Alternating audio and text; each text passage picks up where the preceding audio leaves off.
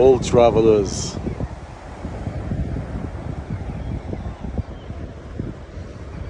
Almost Shabbat Shalom. Hello everyone. Hello. Relationship to the relationships. Relationship to the relationships. The images I put before here, I just took down at the beach of the pelicans that are traveling, soul travelers, I like to call them. They travel from one place to the other. They sacrifice. They sacrifice from their own existence to be in another one. And the book that we're starting today is Vayikra. And it talks about the sacrificing, and the way that it's starting, it says, and God called Moses, and he told him to tell the people to go and sacrifice from themselves to God. Now, there is a way in Hebrew to put it that if I want certain people to sacrifice, I will tell them to sacrifice something other than themselves, an external thing, like we're talking in this chapter on animals and stuff like that. Then it will say it, קרא לאנשים שיקריבו מכם. But here it says a little bit different, which changes the whole connotation. תקרא שמכם יקריבו, meaning is not sacrificing from the outside, but it's sacrificing from the inside. Sacrificing from within yourself. Now, another point to make, that the word sacrifice in Hebrew comes from a different root, and the root of the word sacrifice, korban, leitkarev, comes from the word to get closer, because when we give, we're actually getting closer to us. When we give from ourselves, we feel more happy. We feel content. And this chapter and what I start talking about, relationship to the relationships, have to do with osher, with happiness, with joy. The word in Hebrew osher, me'ushar, for somebody to be happy, me'ushar, has a different connotation as well, meaning to be validated. Me'ushar, happy, and validated. And they two go together. Because if we look at ourselves, what do we really want for ourselves as individuals, as human beings? We look for closeness, we look for validation, we look for acceptance. All those aspects of relationship, all these aspects of relation that makes us closer, that makes us closer to ourselves, it gives us the validation. And validation brings us into content and to happiness. So when we're looking at the word sacrifice, it's really about getting closer. And getting closer is when I give to somebody, when I do a tzedakah, a giving, an offering, I give to somebody, the initial inclination sometimes will be, well, should I give or should I not give? What if this person in the corner of the street, for example, you have a car, you drive and you stop at a stoplight, and there is a person who is asking for money, or any other situation, any other event or a community.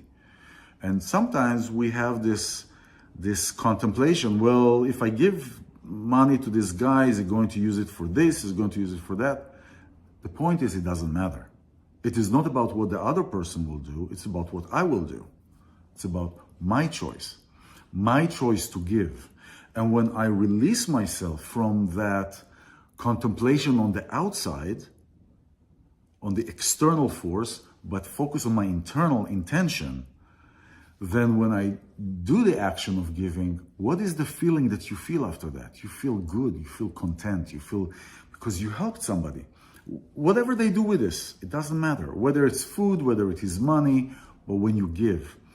So the giving actually is making us feel content.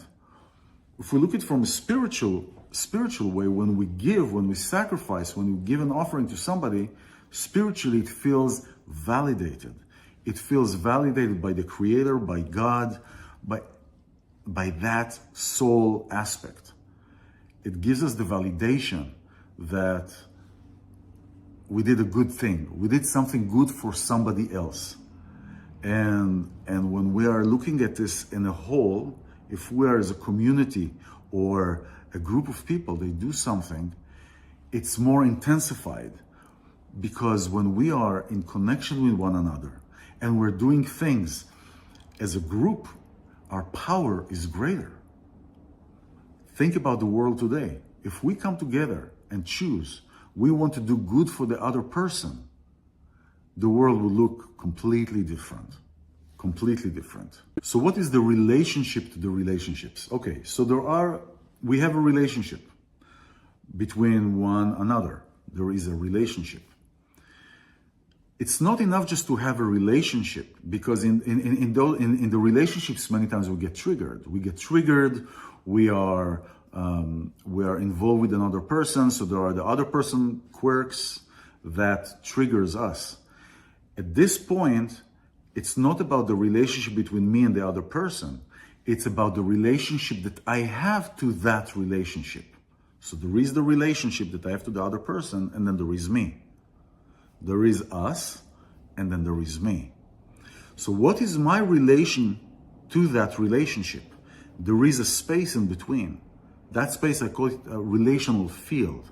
It is not necessarily about the object, about the relationship that I have with the other person, but it is how do I relate to that relationship?